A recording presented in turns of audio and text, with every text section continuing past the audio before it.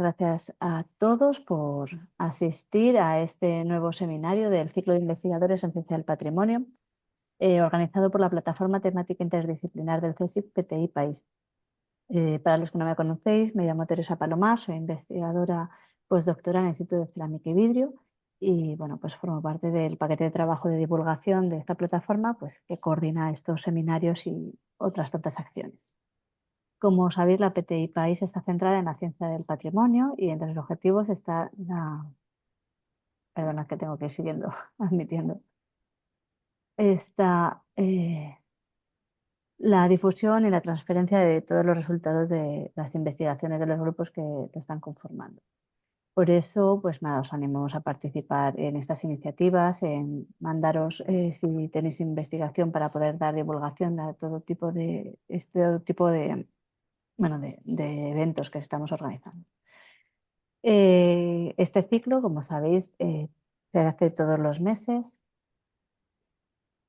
eh, es- y, y vamos tratando diferentes temas pues, de los grupos implicados. Si tenéis alguno que tenéis algún especial interés en participar, estamos abiertos también a todas vuestras propuestas, así que podéis contactarnos directamente. Hoy tenemos el placer de contar con Miguel Ángel Rogerio, que nos va a hablar sobre el análisis digital de imágenes y el arte rupestre. Un momento que abro el currículum. Lo tengo aquí pequeñito. Miguel Ángel es doctor en prehistoria y premio extraordinario del doctorado por la Universidad de Sevilla, en la rama de arte y humanidades. Desde 1996 ha sido director como profesional libre en 15 intervenciones arqueológicas de diverso tipo y ha colaborado en varias otras, abarcando distintas épocas y tipologías. Está integrado en el grupo de investigación de microbiología ambiental y patrimonio cultural desde octubre del año 99 y su trayectoria se ha centrado principalmente en el desarrollo de métodos cuantitativos que permitieran monitorizar a partir de imágenes digitales los procesos de biodeterioro que afectan a pinturas rupestres y murales, así como el desarrollo de métodos no invasivos en el registro del arte rupestre. Este enfoque está basado en la aplicación de técnicas de análisis digital de imágenes procedentes de campos de estudio desde la detección ambiental a las ciencias biomédicas. Ya permite desarrollar tanto métodos de registro no invasivo de diferentes cubiertas, incluidas los sistemas complejos que albergan el arte rupestre, como una manera de cuantificar los procesos relacionados con la proliferación de microorganismos de diferentes hábitats. El doctor Rogerio Candelera es miembro de la red de expertos del proyecto Campus de Excelencia Internacional en Patrimonio de las Universidades Andaluzas, coordinada por la Universidad de Jaén, miembro de la SAPAC, la Sociedad de Arqueometría Aplicada al Patrimonio Cultural, y miembro de la sección de Arqueología del Colegio Oficial de Doctores y Licenciados de Filosofía y Letras, y en Ciencias de Sevilla y Huelva. Ha sido entre los años 2001 y 2011 secretario de la red temática del CSIC de Patrimonio Histórico y Cultural y secretario de la red Tecnoheritage entre los años 2011 y 2014. Actualmente es co-IP del Grupo de Trabajo Jóvenes Investigadores, Formación y Nutrición del Talento de la PTI País. Antes de comenzar, un momento que acabo de admitir a los últimos. No puedo tirar. Vale, antes de continuar, solamente un par de normas, ¿vale? Para los asistentes, por favor, silenciaros vuestros micrófonos, habéis entrado silenciados, así que no los activéis salvo que queréis hacer alguna pregunta, que será al final de la presentación. Recomendamos mejor que hacer preguntas, que las escribáis en el chat y ya al final hago yo la recolecta y se las voy preguntando a Miguel Ángel. Y poco más. Miguel Ángel, tienes 45 minutos para tu ponencia y luego ya daremos turno a las preguntas y todo es esto, todo tuyo. Muy bien, pues muchas gracias y bueno, vamos a comenzar a hablar de esto que pone en la portada, análisis digital de imágenes y arte rupestre. Para documentar ese arte rupestre, bueno, lo natural es hacerse unas preguntas que son las básicas, ¿no? ¿Qué documentamos? ¿Para qué lo documentamos? Y eso nos lleva a la última, que es la más interesante, que es cómo lo documentamos, ¿no? Bueno, pues con el que es el arte rupestre, a mí me resulta siempre muy cómodo pues recurrir a la Real Academia Española y así sabemos de qué estamos hablando, ¿no? Arte rupestre no existe la voz, pero sí existe la voz arte y la voz rupestre. El arte, para la Real Academia, es la manifestación de la actividad humana mediante la cual se interpreta lo real o se plasma lo imaginado con recursos plásticos, lingüísticos o sonoros. Y lo de rupestre, pues bueno, perteneciente o relativo a las rocas. Claro, esto se nos queda un poco corto, ¿no? Entonces, una definición que me resulta a mí muy interesante es la que hizo Robert Bernary hace unos años, que dice que son marcas antrópicas no utilitarias sobre superficies pétreas. Y estas están realizadas por un proceso aditivo, y se llama pictograma, o reductivo, y entonces se conoce como petroglifo. ¿Vale? Y ya la que pongo aquí, que es un poquito más larga, en realidad es la que utilicé en mi tesis, y es que para mí arte rupestre es todo acto gráfico, independientemente de su posible valor semántico dentro de un determinado sistema de creencias, que está producido mediante aplicación de pintura, raspado, grabado, bajo relieve o escultura de bulto redondo, con instrumentos tan variados como dedos, buriles, picos de sile, pinceles, efectuados sobre superficies rocosas duras o blandas, sin preparación previa o con una preparación muy somera del soporte. ¿Vale? Bueno, pues ya sabéis la de cosas que incluye el concepto este de arte rupestre, ¿no? Una cosa importante a destacar en el arte rupestre es que no es una realidad autoevidente. ¿Qué quiere decir esto? Que desde luego no se interpreta por sí mismo. Y las claves para poder interpretarlo las hemos perdido en la mayoría de los casos. Hay algún caso en Australia, quizá que, eh, y algo en la Amazonia, pero en general se ha perdido el nexo cultural con las sociedades que generaron este arte rupestre, ¿no? Y por lo tanto se han dado una serie de interpretaciones a lo largo del tiempo que han sido muy variopintas, ¿no? Desde las interpretaciones más antiguas, que son aquellas del arte por el arte, que se producen desde mediados del siglo XIX eh, y que de vez en cuando aparecen, ¿no? Otra vez en las interpretaciones, en la interpretación totémica, que empieza con las investigaciones de Fraser y de la Rama Dorada y Taylor, la interpretación como un producto para hacer una magia de tipo simpático, que también es una de esas interpretaciones más antiguas y es la que en general creía el famoso Abate Brel. Eh, las interpretaciones más recientes ya son interpretaciones de tipo estructuralista, en los años 70 del siglo XX, hablando de esas oposiciones masculino-femenino, interior-exterior, interpretaciones de tipo semiótico, como las de Uco, Rosenfeld, o la que es más reciente es la interpretación chamánica, que se ha hecho en el ámbito europeo y en el ámbito australiano por Jean Klotz y David Louis Williams, eh, desde su libro de 1996, Los chamanes de la prehistoria, ¿no? Eh, bueno, nosotros, antes que nada, como concepto previo, debemos ver o queremos aclarar cuál es nuestra postura, ¿no? Con respecto al arte rupestre, ¿no? Y para nosotros, para mí, en este caso, es uno más de los elementos abióticos que componen un sistema natural complejo. Estos sistemas naturales pues, están compuestos de elementos que están vivos, elementos bióticos, como vemos aquí, microorganismos, animales, plantas, y elementos no vivos, abióticos, ¿no? Como la radiación electromagnética, el aire, la roca, el agua, y entre estos elementos abióticos, el arte rupestre, como uno más.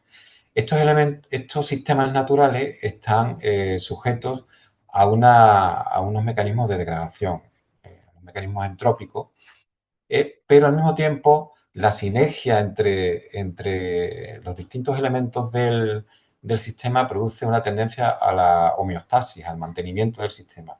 Con lo cual, alcanzamos una serie de estadios de equilibrios inestables que van un poco a saltos cuando se altera cualquiera de los elementos que es parte de este sistema natural. Existen consecuencias en la conservación del mismo, ¿no? Y entonces esos impactos a veces son muy difíciles de medir. ¿Qué hacemos nosotros para para conocer esos sistemas naturales en los que está el arte rupestre? Pues tradicionalmente se ha utilizado lo que se conoce por el calco.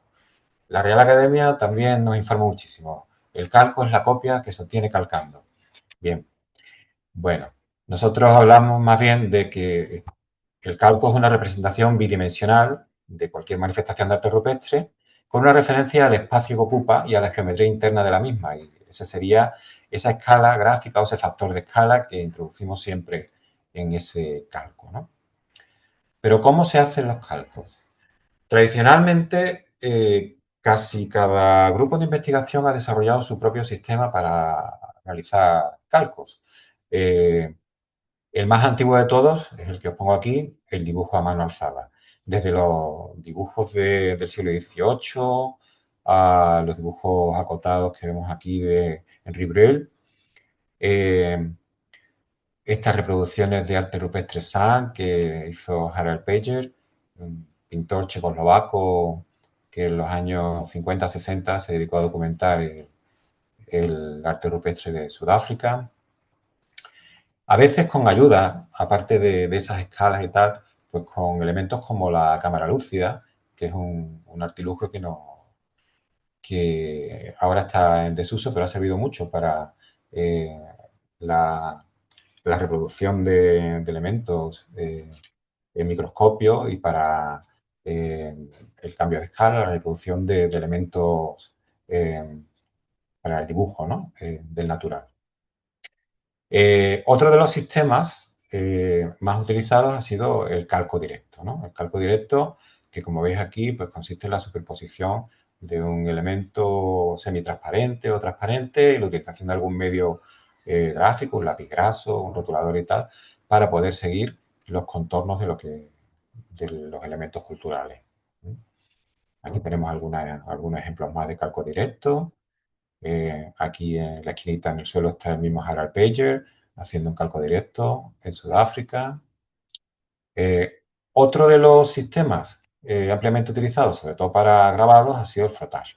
Frottage, que bueno, supongo que es muy conocido, pero aquí vemos la típica monedita cuando sacamos el calco del relieve de la moneda, y todo esto se ha utilizado para el arte rupestre, sobre todo en el norte de Europa, en Suecia, en el ámbito nórdico, y también se ha utilizado bastante en Galicia para petroglifos gallegos. Otro sistema también muy utilizado para la reproducción de relieve, pues es la elaboración de moldes de distintos tipos, moldes de silicona, moldes de escayola, moldes que nos permite conocer de primera mano todos los elementos y toda la geometría de los paneles en los que tenemos el arte rupestre, ¿verdad? La fotografía ahora es analógica, en principio convencional, pues nos ha servido también como elemento para realizar calcos. Por ejemplo, estos calcos fotoquímicos con el método que desarrolló Fernando Gil Carles, utilizando revelados parciales y que llegó a producir pues, calcos de este tipo, ¿no? De arte levantino.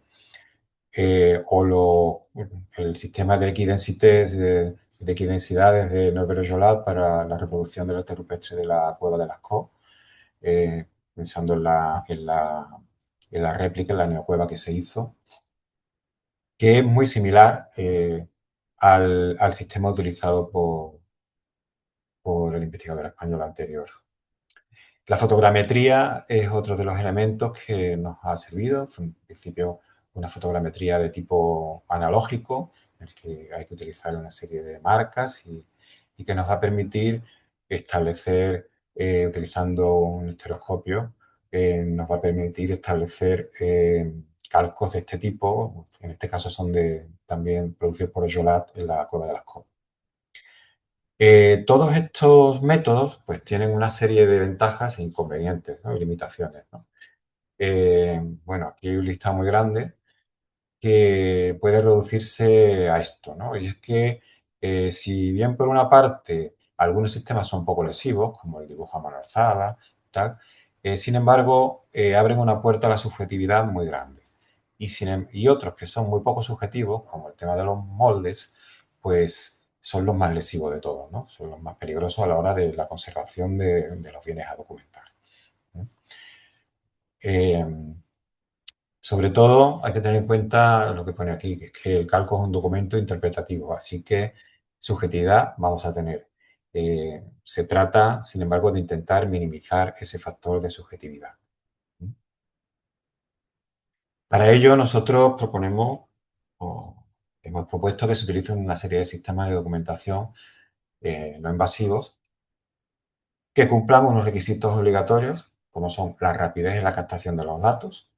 Esto que nos parece muy evidente, realmente es muy interesante porque si bien en lugares abiertos podemos tardar lo que queramos en captar los datos, en lugares confinados como cuevas, por ejemplo, en los que tenemos un ambiente muy frágil y la mera presencia de los investigadores emitiendo calor, emitiendo CO2, incrementando la humedad relativa, puede hacer que cambien las condiciones ambientales y se puede producir un cambio en ese sistema y que tengamos una serie de deterioros o un impacto que no controlemos, ¿no? Y bueno, y por otra parte, que no impliquen el contacto físico con los bienes a documentar como manera para evitar absolutamente esa lesividad de los métodos. Bueno, es deseable también que además de información cualitativa se pueda obtener información cuantitativa, que por supuesto esa subjetividad en el registro pues se minimice, aunque no se elimine totalmente, porque al final siempre existe la decisión del investigador de documentar algo y otra cosa no. ¿Eh? Y por supuesto, siempre que trabajamos con patrimonio, y sobre todo si se trabaja con arqueología, desde el punto de vista del arqueólogo, tiene que ser una solución de bajo coste, económica y que produzca muchos beneficios, porque los proyectos, como podemos imaginar, están bastante infradotados económicamente. Todo esto me parece, o nos pareció, que lo cumplía suficientemente bien las técnicas de análisis digital de imágenes. Por lo tanto, es el enfoque en el que nos basamos. ¿Y qué es el análisis digital de imágenes? Volvemos a las definiciones. Pues entendemos como análisis digital de imágenes lo que definía Emilio Chubieco en su libro Teledetección ambiental. Es el conjunto de operaciones matemáticas que efectuamos con las imágenes matriciales obtenidas por cualquier tipo de sensor.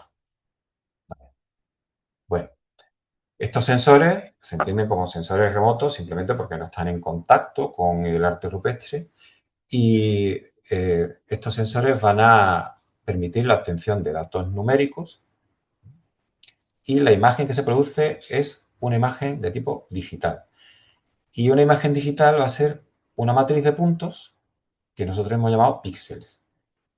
Los píxeles tienen un valor numérico diferente y eso corresponde a la reflectancia de la superficie a determinadas longitudes de onda. Gráficamente, esto sería una imagen.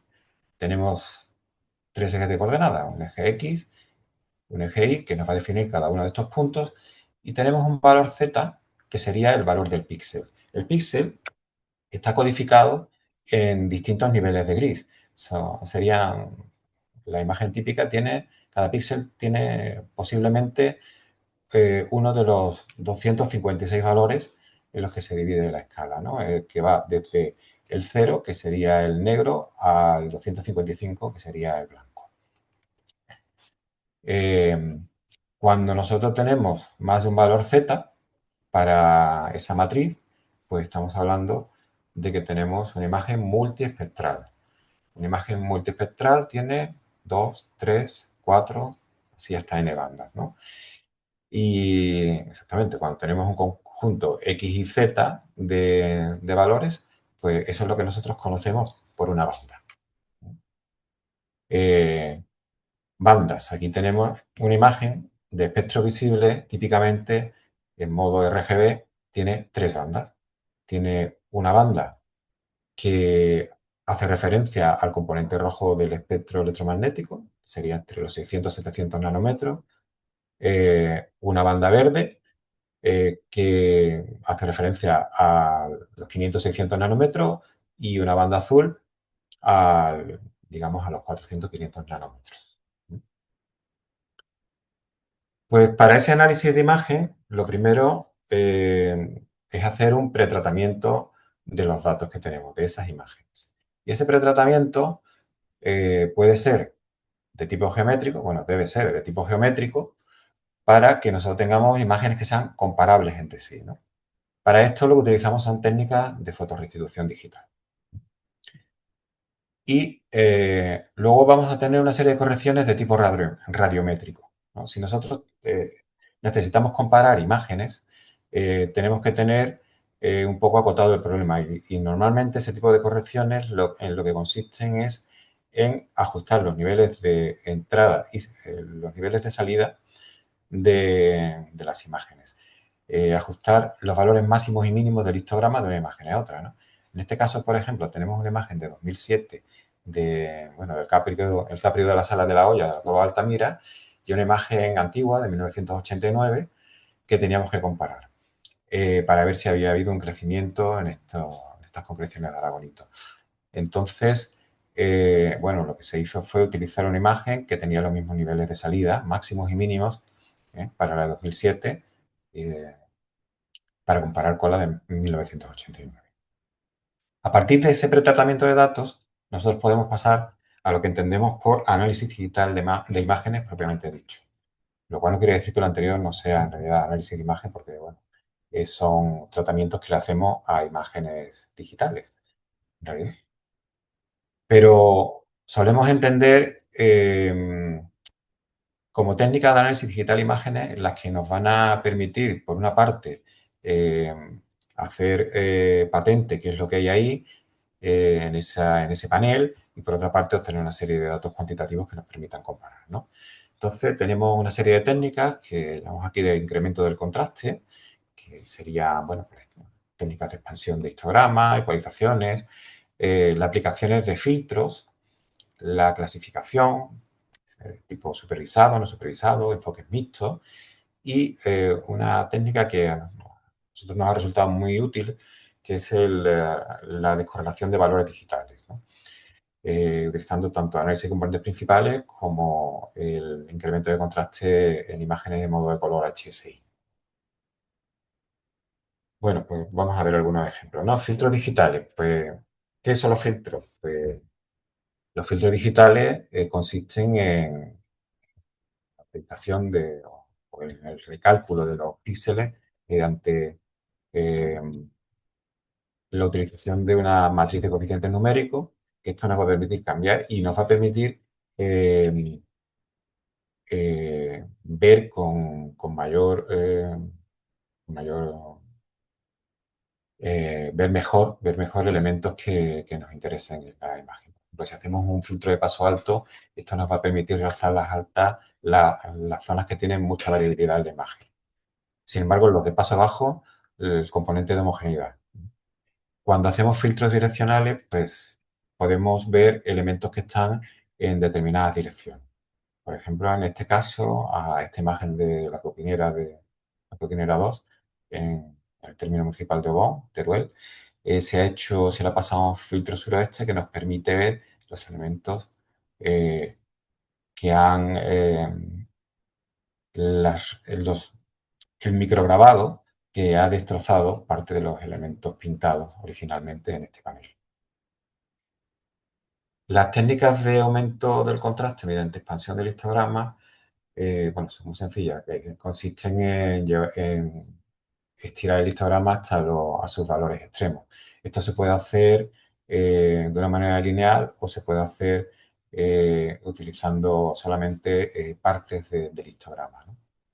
En este caso hemos tenido en la Cañada de Marcos, en Teruel, lo que se ha hecho ha sido una expansión lineal del histograma que nos permite ver de manera más contrastada el ciervo que está pintado en esa pared, el ciervo levantino, con respecto al fondo.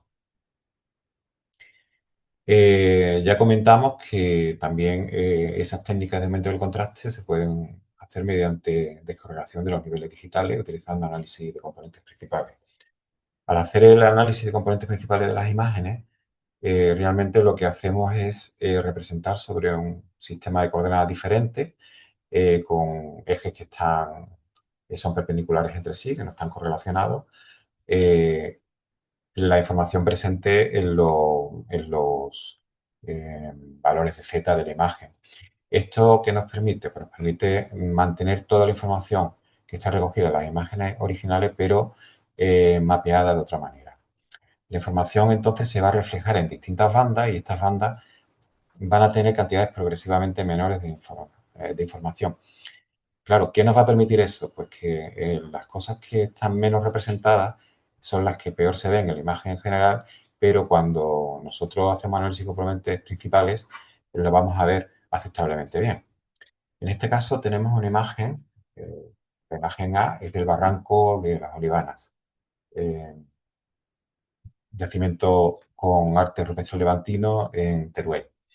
La primera componente principal sería esta que señalo, la B, que prácticamente sería el equivalente a convertir la escala de grises en la imagen. En la segunda componente principal, sin embargo, vemos uno de los elementos menos representados, que es la pintura.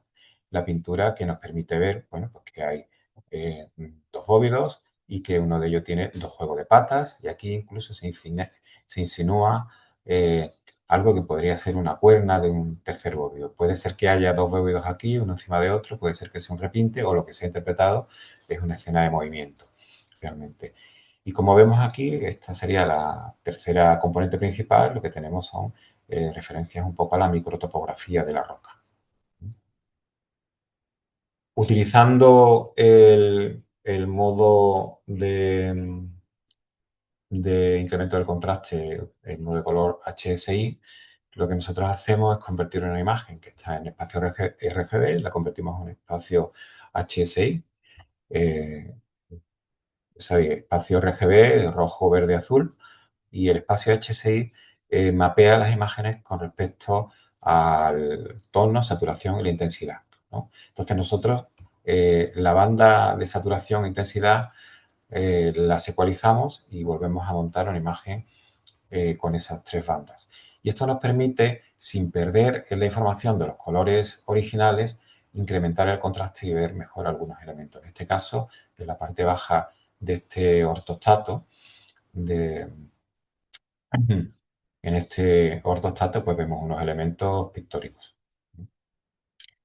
Si utilizamos el HSI ecualizado, lo que hacemos es ecualizar en este modelo HSI todas las bandas. Y en la imagen que componemos, obviamente perdemos el color original, pero tenemos un poquito una información más interesante sobre lo que está mapeado, ¿no? Lo que está pintado, perdón. Cosas que se pueden hacer con este tipo de imágenes. Pues una vez que tenemos esas bandas, productos de análisis de componentes principales o incluso las propias bandas rojo, verde y azul, podemos transponerlas y ahí encontraremos maneras de ver elementos que son más difíciles, ¿no? En este caso no se ha jugado más que con las tres bandas, la imagen de un bisonte de Altamira, y se han hecho pues, todas las posibilidades gráficas de la transposición de banda. Como vemos, podemos ver elementos con más facilidad que con la imagen original, ¿no? Algo muy interesante, un enfoque muy interesante en estos de análisis digital de imágenes es la utilización de técnicas de clasificación digital. ¿Y qué es la clasificación? Pues la clasificación consiste en asignar a todos los píxeles a determinadas clases, de manera que nosotros podamos definir qué es lo que hay en esa imagen en base a una leyenda. ¿Mm?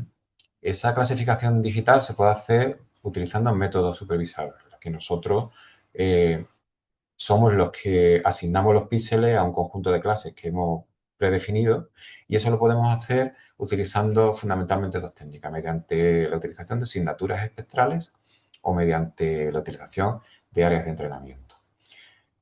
Las asignaturas espectrales, bueno, pues, aquí tenemos Tenemos el espectro de dos colores negros, negro de manganeso, negro de carbón, y la respuesta en distintos elementos, en distintos ámbitos de longitud de onda, pues son diferentes, ¿no? Esto nos permite, pues, decirle a la máquina, esto es pintura, esto no es pintura. Todo.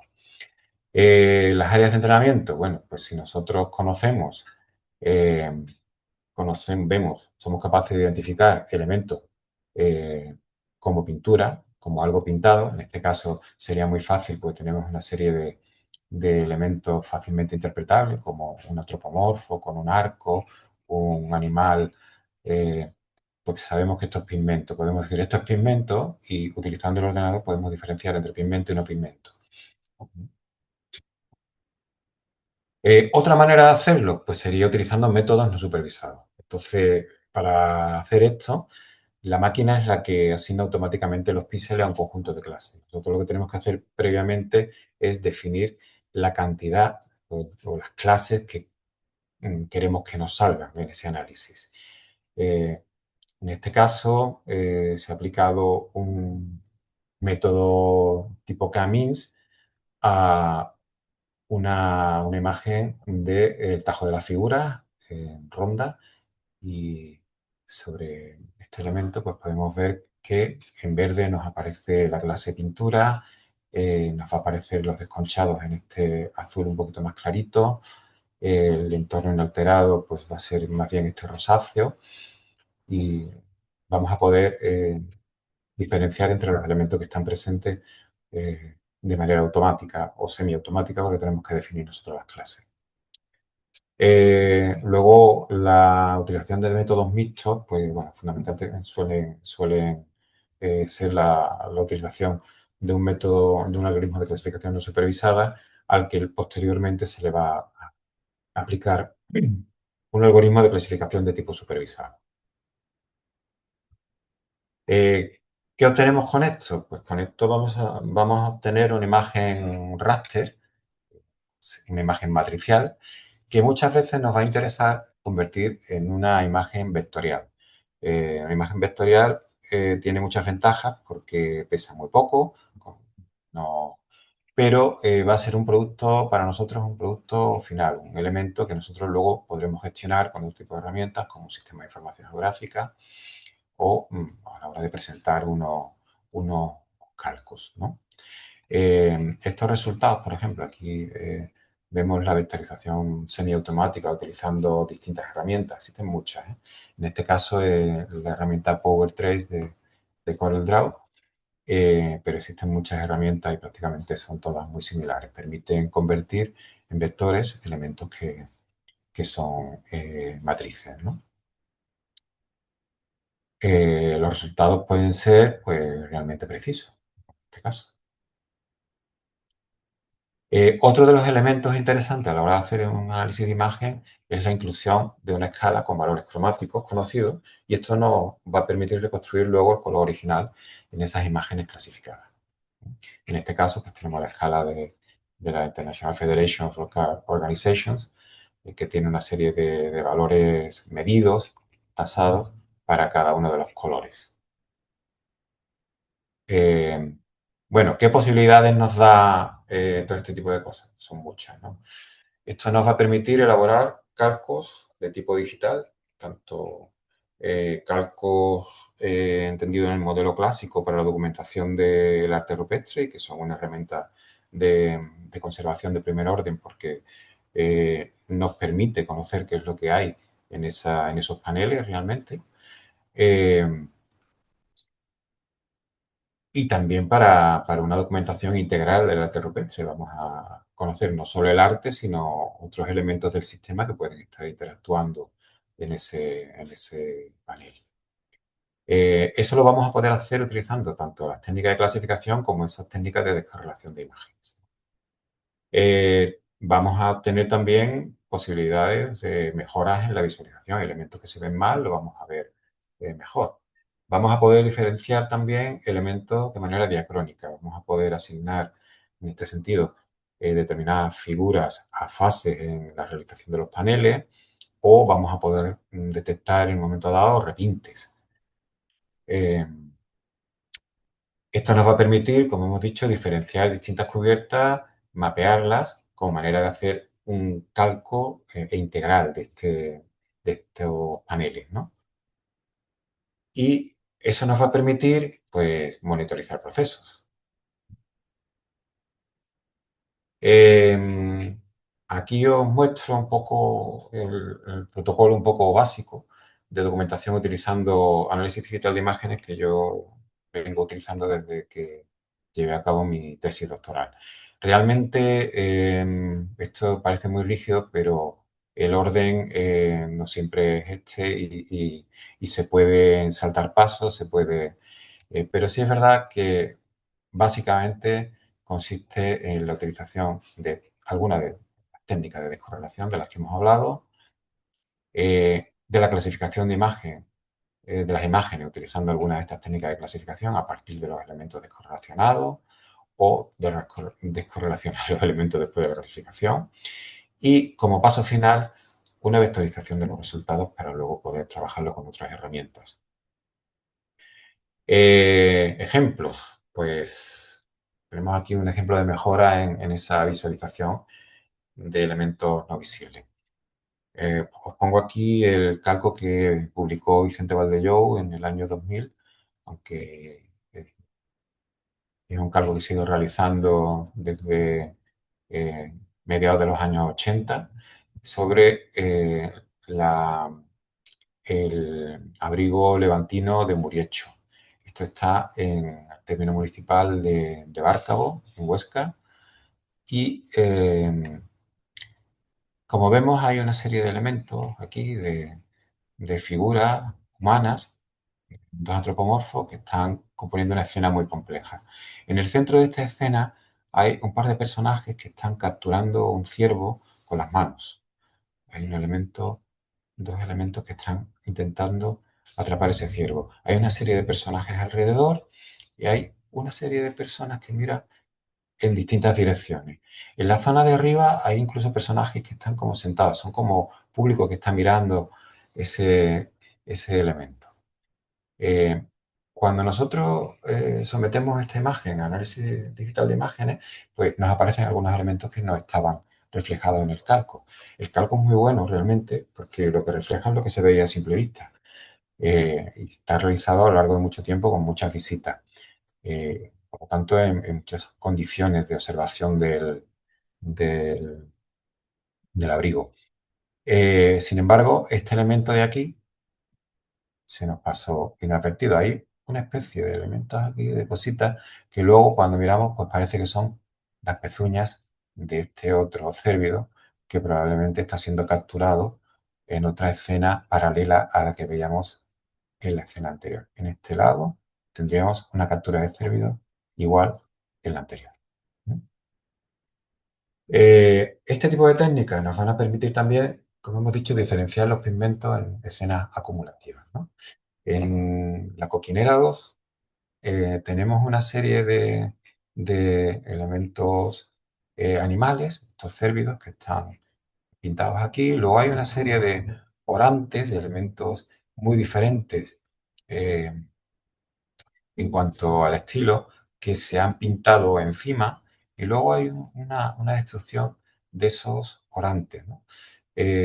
Para, para ver el carácter de estos pigmentos, ver un poco las recetas, pues en un trabajo de hace unos años se tomaron 4 muestras en distintos elementos que, analizándolas por ICP-MS, nos permitieron ver que en vez de un pigmento rojo y un pigmento naranja, como presumíamos a priori, pues tenemos un pigmento rojo y dos pigmentos naranjas. Pero además nos permitió ver que había un pigmento naranja muy diferente del otro pigmento naranja. Esto nos ha permitido, viendo la respuesta gráfica de cada uno de los elementos en el análisis digital de imágenes, eh, asignar cada uno de esos cérvidos, algunos de esos elementos pintados en naranja, a una receta particular e integrarlo dentro de una, bueno, esto es una matriz Harris, es una manera que tenemos los arqueólogos de organizar la- las relaciones estratigráficas entre distintos elementos bueno, esto nos permite tener una información que nos permita interpretar esas superposiciones incluso en el momento en el que no hay superposiciones físicas. Eh, Elementos con la misma receta, pues partimos de la base de que deben haberse pintado en el mismo momento porque en estos momentos en los que se realiza este arte rupestre es prácticamente imposible repetir una receta para, para dos elementos que es prácticamente imposible repetir la receta. Otra de las posibilidades que se nos plantean aquí, pues se nos plantea la posibilidad de diferenciar esas cubiertas que estén implicadas en la conservación. Aquí tenemos el calco que presentábamos al principio, cuando definíamos calco. Este es una de las rocas del yacimiento de Falla, que está en Portugal, en el, en el Parque Arqueológico del Valle del Coa. Y tenemos una serie de elementos pintados con una serie de desconchones y aquí tenemos una referencia a la roca, ¿no? Cuando nosotros hacemos análisis de imagen a esta foto, que sería el aspecto que presenta ese arte rupestre, podemos no solo identificar los elementos pintados, luego nos va a permitir hacer un calco de lo pintado, metiendo también pues, elementos como esos desconchones, como tenemos aquí, en este calco anterior, sino que nos va a permitir eh, hacer una preclasificación de elementos que estén presentes en ese panel, ¿eh? Y luego eso nos va a permitir pues, tomar unas muestras e identificar esos elementos bióticos. En este caso, por ejemplo, son dos especies diferentes de líquenes que están creciendo y que nos pueden permitir saber algo más sobre el comportamiento de estas especies y la previsión de cómo pueden afectar a la conservación de esas pinturas a lo largo del tiempo.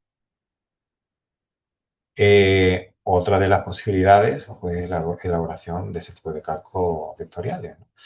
En este caso, bueno, nosotros tenemos aquí el calco que publicaron Brel y Obermayer en el año 1935 en la Sala de la Hoya de la Cueva de Altamira. La Sala de la Hoya es una sala eh, que tiene pintura solo utilizando blanco y negro, a diferencia de la sala de polícromos que todos conocemos en Altamira.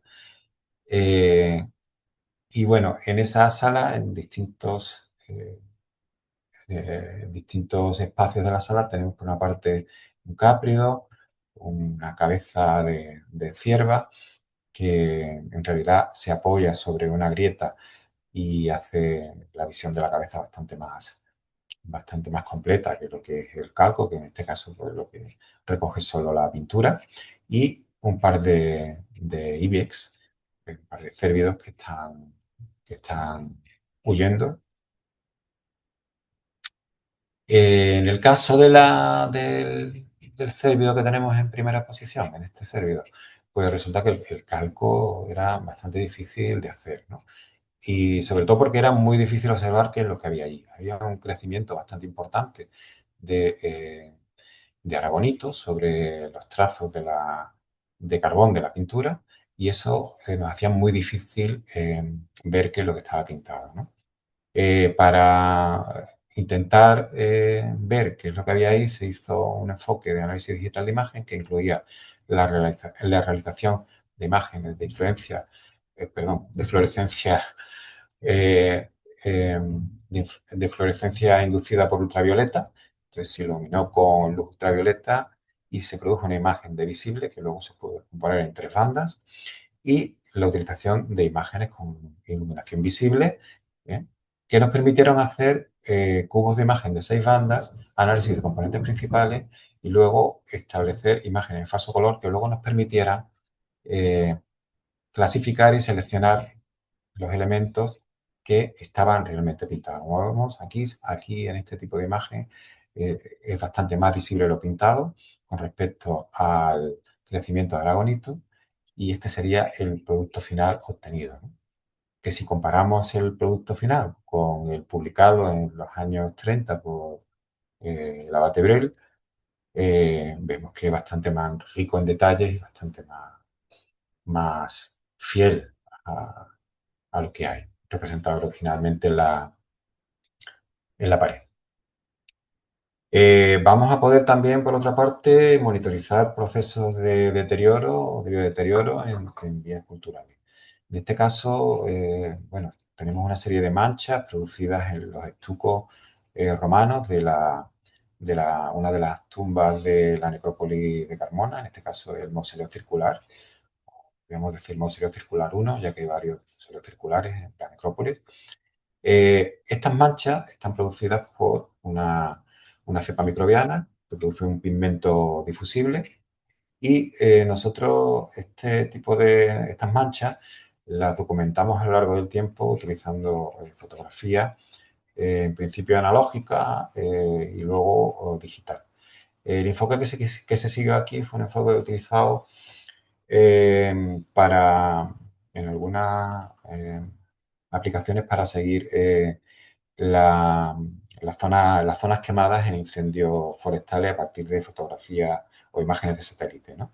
Entonces nosotros se hicieron cubos de imagen de dos bandas en blanco y negro y una de las bandas sería una imagen antigua, 1984 creo que era la primera, eh, y la siguiente, pues sería la siguiente foto en la secuencia que tenemos.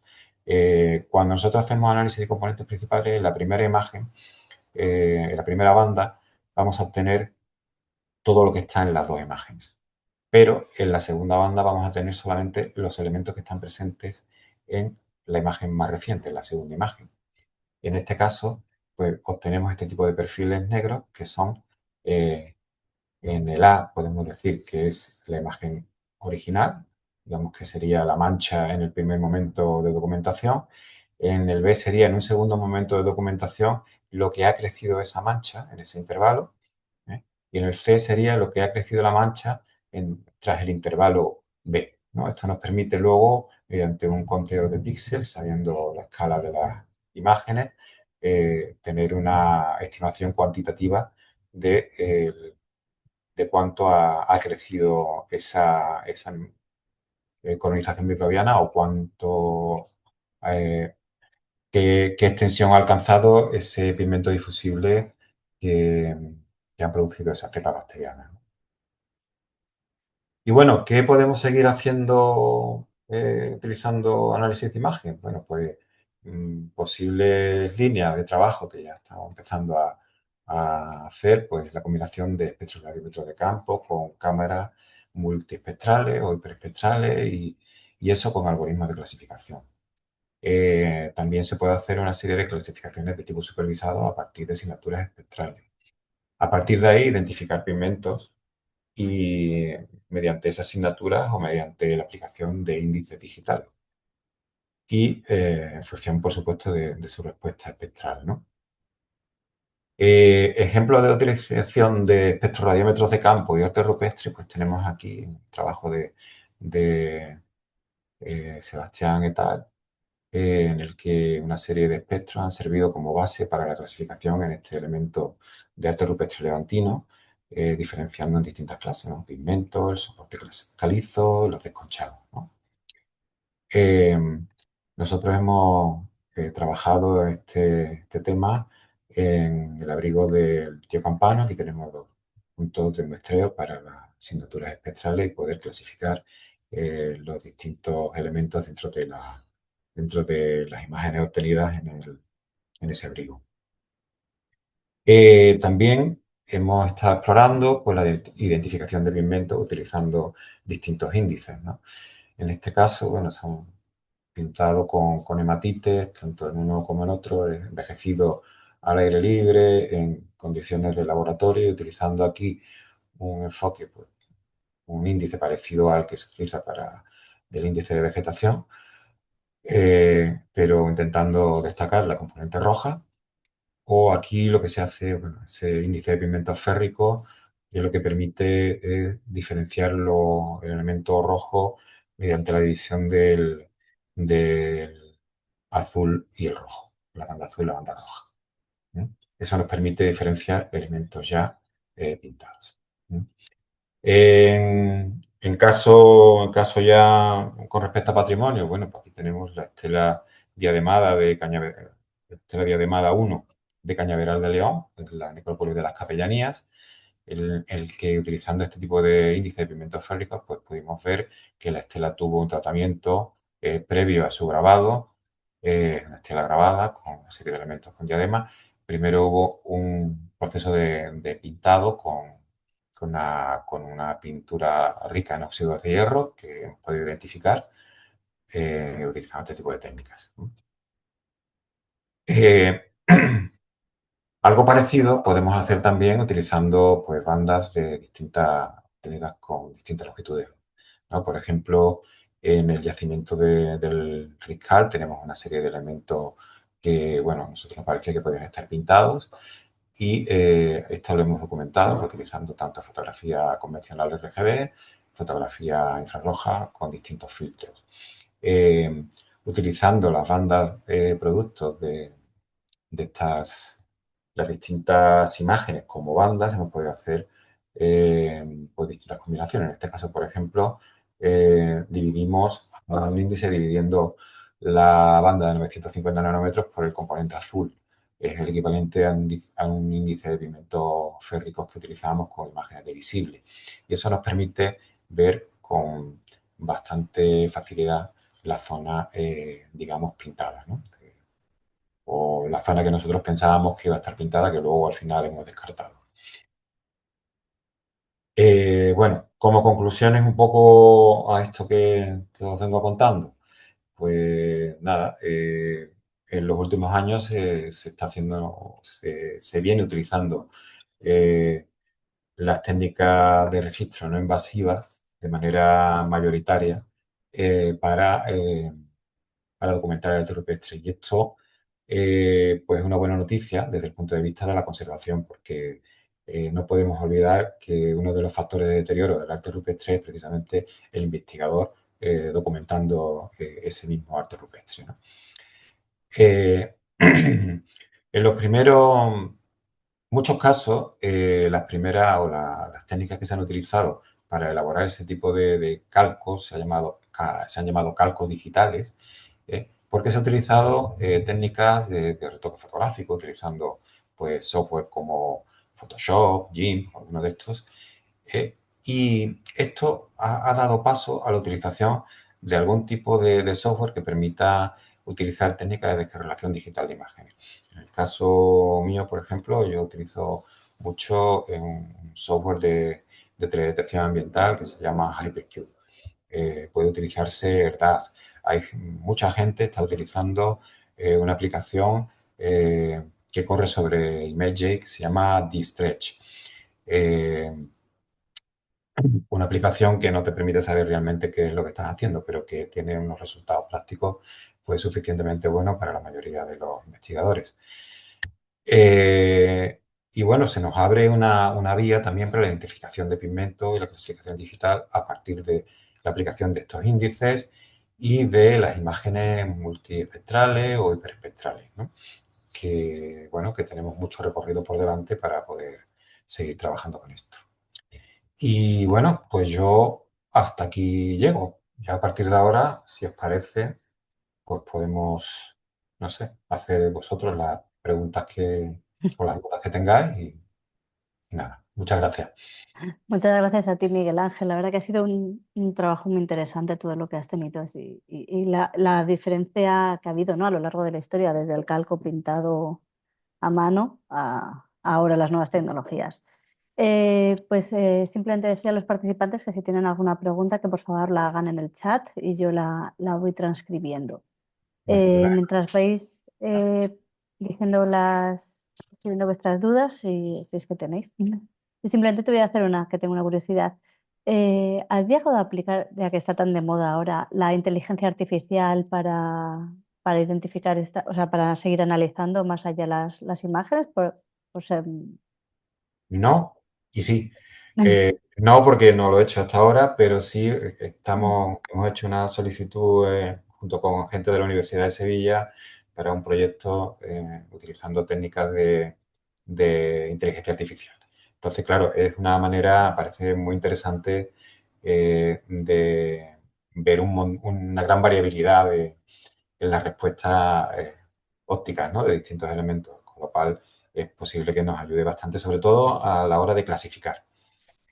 Sí, no, por eso, porque siempre he escuchado eso de que la IA ve más allá que nosotros, entonces, pues sí. Sí, sobre todo el dato tedioso. Y muchas veces elementos como el calco ese que presentaba del abrigo de Muriecho, en el que se nos ha perdido un cérvido y nos aparece utilizando análisis de imagen, ese tipo de elementos seguramente hubiéramos encontrado muchas pistas utilizando una inteligencia artificial. Luego a lo mejor tendríamos que haber hecho ese enfoque también para llegar a verlo, Mm. porque las imágenes están tan correlacionadas, tienen las bandas tan correlacionadas entre sí que la pintura roja sobre el fondo rojizo de la roca, pues prácticamente no Es difícil destaca. de verlo.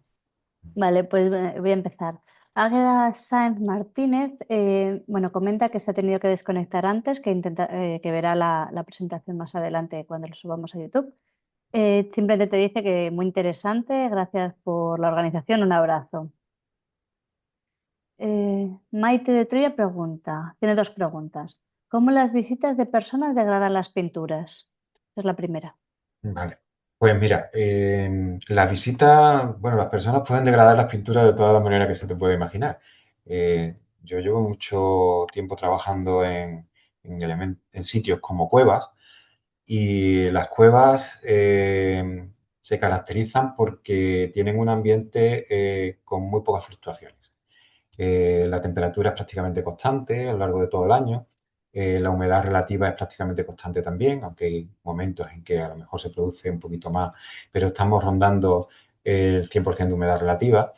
Y cuando entramos personas que no tocamos y que no rayamos y que no queremos destruir el arte rupestre, simplemente queremos verlo, eh, queremos apreciarlo o queremos trabajar sobre él, eh, primero, estamos sudando, porque en cuanto tú entras, hay un choque térmico y empiezas a sudar directamente. Estamos respirando y estamos emitiendo CO2. El CO2, con la humedad relativa tan alta del aire, se combina con el agua y se convierte en ácido carbónico. Si la cueva está, como en la mayoría de las cuevas con arte rupestre, es de carbonato cálcico o en algunos casos de sulfato cálcico, no con arte rupestre, normalmente las cuevas de yeso no tienen arte rupestre, pero tienen una serie de espeleotemas que se pueden deteriorar igual con las microerosiones que se producen con esa deposición de ácido carbónico que va a disolver activamente la roca caliza, ¿no? Entonces, en este caso, simplemente con nuestra respiración estamos contribuyendo a que se vaya a deteriorar ese arte rupestre. Realmente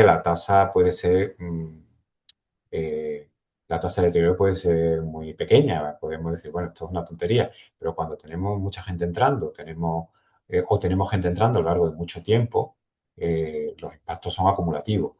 Realmente no vamos a decir, bueno, porque deje de entrar gente ya se ha parado. Los impactos van a estar ahí y no van a desaparecer, porque si continuamos entrando, pues vamos a seguir cambiando las condiciones, vamos a seguir produciendo ese tipo de impactos. Luego hay otras maneras, por ejemplo, de producir deterioro. Hay costumbres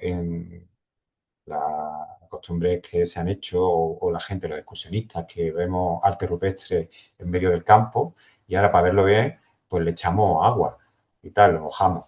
Entonces lo que estamos favoreciendo es que haya una recristalización de sales en un momento dado y vamos a empezar a generar una serie de velos y cada vez se va a ver peor, ¿no? O simplemente vamos a facilitar que se nos caiga ese arte rupestre, ¿no? Porque, bueno, ese arte puede estar en un estado de conservación que no sabemos cómo, ¿no? En el caso, por ejemplo, de Muriecho, ahí lo que teníamos era un problema serio de colonización endolítica. ¿Eso qué quiere decir? Pues que por debajo del arte rupestre estaban creciendo cianobacterias. ¿Y eso qué produce? Pues que la cianobacteria, como cualquier ser vivo, pues se hincha, va a crecer y produce desplaquetado. Entonces, entre ese desplaquetado se te va parte de la pared y con la pared pues se te va el arte rupestre, ¿no? Si nosotros además le damos más humedad, pues estamos favoreciendo el crecimiento de esa cianobacteria, porque le damos lo que más le gusta, el agua. Ya tiene luz y tiene agua, ¿no? Pues a Ya crecer está. y a comerse el sustrato. En fin, hay muchas Bueno, maneras de que la presencia humana deteriore sin querer ese arte rupestre. Ya sí. queriendo, pues ya ni os cuento. También preguntaba si se hace algo para mantener las pinturas intactas. Bueno, a ver, Dependerá, ¿no? Del sitio. aquello que dicen que decía, aquello del juramento hipocrático que no está ahí, que primum non lascere, ¿no? Lo primero no tocar, ¿no? No herir. Pues eso es básico, ¿no? Entonces, hay sitios, y ahora voy a hacer una declaración política, en los que la capacidad de carga de algunas cuevas ya está superada. Entonces, aunque haya nuevos estudios que digan que las cuevas tienen más capacidad de carga, por favor, no dejes entrar nadie más en Altamira. Ya, bueno, eh, ya no sé lo que estaba diciendo, No, aparte de era la... eso, si se hacía algo por que se mantuvieran intactas, pero bueno, que yo Sí, creo que bueno, el no el tocar mantener es el intacto, básico. en realidad lo que nosotros tenemos es la pintura rupestre o las manifestaciones rupestres han pasado un proceso, no existen pinturas rupestres prístinas, ¿no? Lo más parecido puede ser algunas cuevas. El caso de Altamira, por ejemplo, la pintura está fresca todavía, no se ha secado desde que se pintó hace 16.000 años, ¿no? Entonces, claro, cualquier roce pues, puede hacer que te lleves la pintura o si está goteando agua, por ejemplo, porque tenemos más humedad relativa, pues nos llevamos en la gota la pintura y se deposita en el suelo y tal, ¿no? Realmente lo que hay que procurar es mantener las condiciones que han permitido la conservación. Si la pintura de hace 16.000 años se ha conservado tal cual hasta ahora, ha sido porque tenía unas condiciones ambientales pues, que tenían poco cambio. Pues vamos a intentar mantener esas condiciones ambientales. En el caso de pinturas en abrigos, pues normalmente eso ya no te los cargas ni a tiros, porque si ha sobrevivido, después de 2, 3, 4.000 años sufriendo, va a ser capaz de aguantar otros 4.000 años de la misma manera. Lo que te ha sobrevivido ya te va a sobrevivir. Eso no quiere decir que tengamos nosotros que rayarlo, que pintar o hacer este tipo de cosas. Pero en realidad intentar mantener las condiciones que se han conservado sería lo Y más ya es lógico. mucho. Y ya. María José Armenteros dice muchas gracias por tu charla, ha sido muy interesante y muchas gracias por compartir tu conocimiento, Miguel Ángel. Maite de Troya insiste en que ha sido muy interesante también. Carmen Vázquez dice, hola, muchas gracias, Miguel Ángel. Me gustaría preguntar si sabes qué tipo de materiales se utilizaban en la elaboración de moldes, aparte de siliconas y escayola. ¿Es posible que en algún momento se hayan podido utilizar poliuretanos? Pues yo creo que se ha utilizado prácticamente de todo, casi cualquier... Había, en la imagen que puse al principio, esa estaba hecho, era de la MUD y era a finales del siglo XIX, principio del XX, y se había hecho con papel secante. Eh, entonces, bueno, cualquier material se ha podido utilizar. El poliuretano, yo sé que se ha utilizado en la reproducción de alguna cueva artificial sin arte rupestre, pero no te sabría decir si se ha utilizado probablemente no, porque sobre todo en arte rupestre pintado, bueno, pues la gente tiene claro que te llevas la pintura cuando quitas esto. El Pero molde. en el caso, por ejemplo, de estos grabados en el Sáhara que hemos visto por ahí, yo no sabría decir que no se ha utilizado. En general se ha utilizado muchas cayolas, pero realmente se ha hecho un poco... Y depende también de la libertad que haya tenido y del modelo colonial o de Mm. arqueología que en algunos casos se ha tenido, ¿no? Que un poco la conservación ha sido un interés secundario, ¿no? Vale, seguimos. José Alberto te da muchas gracias por la presentación. Rosa Benavides también, muchas gracias, Miguel Ángel. Ruth Laoz dice, gracias por la charla, muy interesante. Me gustaría saber tu opinión de si podría utilizarse esta técnica para para identificar problemáticas en otro tipo de materiales como metales, papel, etcétera. Sí, sí, sí, claro. Siempre que haya una diferencia en color y tal, se puede utilizar este tipo de imágenes. Ya, pues, he traído aplicaciones específicas en arte rupestre de formación profesional, porque soy arqueólogo y es uno de los temas que lo que hice yo en mi tesis doctoral y tal, ¿no? Pero bueno, yo trabajo en un grupo dedicado a microbiología ambiental y patrimonio cultural, se llama, ¿no? Entonces, bueno, trabajamos en muchos temas y entre ellos el biodeterioro. Y eso, bueno, pues hay una serie de determinadas cubiertas de tipo biótico que nosotros vamos a poder ver, observar, mapear. Vamos a ver la componente espacial, que es muy importante porque no todas las cubiertas o todos los elementos que están en un sistema actúan al mismo tiempo ni en los mismos sitios, ¿no? En realidad, todo esto es un enfoque, digamos, cartográfico, ¿no? El que utilizo. Y una de las técnicas que se utilizan, pues, son estas de análisis de imagen. Sí, sí, claro, se puede utilizar para muchísimas cosas, ¿no? José Alberto tiene una pregunta también en esta línea. Pregunta, ¿algunas de las técnicas, algunas de las expuestas son técnicas aplicables al análisis y restauración de pintura y escultura policromada de los siglos XVI y XVIII, por ejemplo, para aislar arrepentimientos y repintes? Gracias. Podría ser, podría ser. Por ejemplo, yo sí detecté la cova de Escabals, no sé si la tenéis en mente, no tengo la imagen aquí, pero bueno, hay una serie de ciervas que están huyendo en una escena de caza. Pues esas ciervas tienen, cuando haces análisis de componentes principales, en la segunda componente principal sale casi toda la cierva, pero en la tercera salen algunos trazos de patas de ciervas y tal. Bueno, porque nosotros interpretamos que se han repintado en un momento dado, pues, o porque se ha perdido y no se veía, o con una intención que no sabemos cuál es, porque muchas veces esos repintes pues, tienen una intención ritual, no se sabe, ¿no? El caso es que sí, sí, se puede identificar, ¿no? Con escultura, bueno, a lo mejor habría que perfilar, ver bien eh, y diseñar esa toma de imágenes, si nos interesa pues, no sé, utilizar pues, una fluorescencia inducida, si nos interesa utilizar imágenes de ultravioleta y hacer análisis de imagen con todas esas bandas. Pero eso ya, cada caso, la fenomenología no lo dice. Perfecto. Alba Ibort Gracia dice, muchas gracias Miguel Ángel, ha sido muy interesante. Yo tenía una duda. ¿Cómo es posible saber exactamente de qué pigmento se trata? Quiero decir, cuando comentabas, por ejemplo, lo de los dos pigmentos naranjas muy diferentes, ¿podrías volver a comentar cómo ha sido posible esa distinción? Muchas gracias. Bueno, ahí en ese caso lo que se hizo fue una caracterización mediante ablación láser y CPMS. Entonces, eso es una técnica que nos permite obtener información elemental, ¿no? Entonces, eh, en función de esos distintos elementos que están presentes en la composición de esos pigmentos, de esas pinturas, nosotros hemos establecido recetas diferentes, ¿no?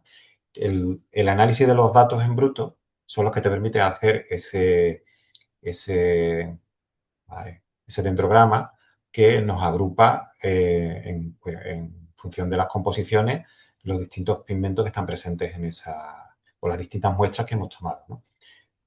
¿Por qué decimos que son realmente diferentes? Bueno, tienen lo mismo. O sea, ahí hay óxidos de hierro, fundamentalmente eran hematites, pero hay distintas composiciones en cuanto a una pintura, cuando se hace una receta, pues suele tener un pigmento, suele tener una carga que lo que hace, bueno, es extender ese pigmento y que te cunda más o hacerlo más estable. Y todo eso tiene una composición química determinada. Claro, si tú utilizas un kaolín para hacer esa carga, pero luego no tienes y utilizas otra tierra en un momento dado, pues vas a aportar elementos diferentes, aunque la base siga siendo un óxido de hierro. O, no sé, un óxido, que sea, ¿no? Que utilices, ¿no? O manganeso, o el pigmento que se haya utilizado, ¿no? Y nada, bueno, un poco es eso, ¿no? Es el análisis estadístico de la composición elemental, ¿no? Sí. Bueno, Maite, Carmen y Ruth te dan las gracias por haber respondido a sus comentarios. Manuel García Eras te dice muchas gracias, Miguel Ángel, muy buena presentación, saludos. Y Gracias. la última pregunta que tenemos en el chat es de Andrea Gil. Dice, muchas gracias, Miguel Ángel. Me gustaría preguntarte por los softwares y los sistemas de clasificación de imagen. Muchas gracias. Pues en la mayoría de los casos yo estoy utilizando ese software que comenté, el Hypercube. El Hypercube tiene la ventaja de que es gratuito. Entonces, bueno, pues está disponible para todo el mundo. La desventaja, pues, bueno, que hay que bicheárselo y currarlo mucho porque no es muy intuitivo. Pero, bueno, y otra desventaja, está producido por el Ejército de los Estados Unidos. Es un sistema de... ¿Qué quiere decir esto? No quiere decir nada, que nos vayan a negar el acceso. Te lo puedes bajar, descargar y tal. Pero no tiene soporte técnico hace ya unos como 5 o 6 años que ya no tiene soporte técnico. Existen los manuales, existe la aplicación, se puede descargar tanto para Windows como para Mac, pero claro, no hay... muchas veces te ves forzado a trabajar con versiones antiguas de estos sistemas operativos, ¿no? En ocasiones son mejores, ¿eh? La verdad es que sí, trabaja fundamentalmente con TIFF de manera interna, pero lo puedes cargar con cualquier tipo de imagen prácticamente, muchísimas. Te permite hacer imágenes multibanda, exportar en AFI, en fin, tiene muchísimas posibilidades y te permite ver qué es lo que estás haciendo, porque al mismo tiempo que tú no estás haciendo un tratamiento como haces en el famoso D-Stretch y ya, ¿no? Y te quedas con el resultado y tú dices, no, el JUF, el tratamiento JUF. Bueno, ¿y qué hace el tratamiento JUF? ¿No? Pues nadie te dice qué hace el tratamiento JUF. John Hartman, pues, que vende el programa, pues obviamente no dice a nadie qué es lo que hace el programa. Eh, Cuando tú utilizas uno de estos programas, como el Hypercube, te permite ver, calcular los autovalores de cada imagen, los autovectores, permite saber qué porcentaje de, siendo una regla de tres sencilla, pues qué porcentaje de varianzas tienes en cada banda, con lo cual tú tienes una serie de elementos para interpretar si tú, lo que tú estás viendo pues son imágenes reales, si son artefactos, en fin, tienes posibilidades, ¿no? También es verdad que solo con un análisis de imagen, solo con un enfoque, no vas a tener todas las respuestas. Lo más interesante pues, es tener enfoques complementarios, ¿no? De manera que tú puedas hacer distintos tratamientos a la misma imagen o al mismo motivo que tú quieres documentar para que tú puedas luego interpretar, porque al final el calco es un producto interpretativo. Sigue siendo un producto de investigación y, bueno, nosotros somos los que le vamos a dar el sentido final, ¿no? Vamos a rechazar cosas y vamos a aceptar otras. No sé si he respondido. Sí, yo creo que sí. Alba te daba las gracias y ha entrado una justo ahora de última hora de Laura Andrés Erguedas. Muchas gracias, Miguel Ángel. Ha sido muy interesante. Me uno a la pregunta de Andrea Gel porque quería saber el software de código abierto o no, pero ya la acabas de responder. Gracias a la organización. Gracias y perfecto, dice Andrea. Pues no hay más preguntas. Muy Bueno, pues interesante, de muchísimas hecho, gracias. muchas gracias a ti. Para los que habéis llegado tarde, solo una cosa, la presentación, como todas las que hemos hecho de estos seminarios, están grabadas, las subiremos dentro de unos días al YouTube de la PTI PAIS, podéis consultarla allí y podéis volver a verla si tenéis alguna duda o queréis ver alguna cosa más en detalle. Y simplemente ya avisar de que el mes que viene, vamos, a ver si consigo compartir aquí. El mes que viene vamos a celebrar el Día Internacional del Patrimonio Mundial y hemos invitado a un investigador de la Milà Fontánals de Humanidades a que nos hable sobre el papel del CSIC en la protección del patrimonio cultural en países en conflictos armados. Así que apuntároslo y nos vemos entonces. Muy Y bien. nada más. Pues muchísimas gracias, Miguel Nada, Ángel. muchas gracias a todos. Muchas A la gracias. próxima. Nos vemos. Hasta luego. Hasta luego.